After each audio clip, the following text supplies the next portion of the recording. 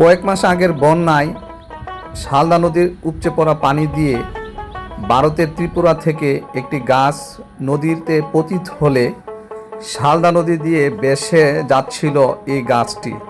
তখন ভেসে যেতে দেখে আমরা গাছটিকে আটকিয়ে লাকড়ি হিসেবে আমাদের নিজেদের আয়ত্তে রাখি এবং নদীর পাড়ে একটি জ্যান্ত গাছের সাথে গাছটি বেঁধে রাখি।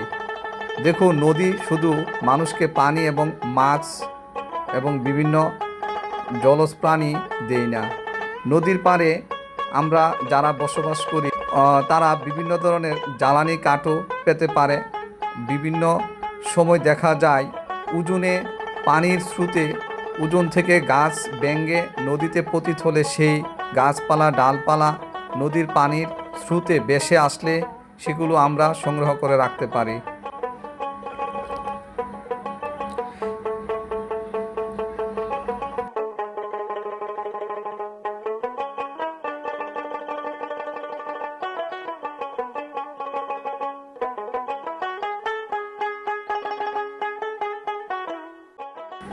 শালদা নদী থেকে প্রতি বছর অনেকে প্রচুর পরিমাণ মাছ আহরণ করে থাকে। শালদা নদী অনেক লোকের জীবন এবং জীবিকা যোগায়।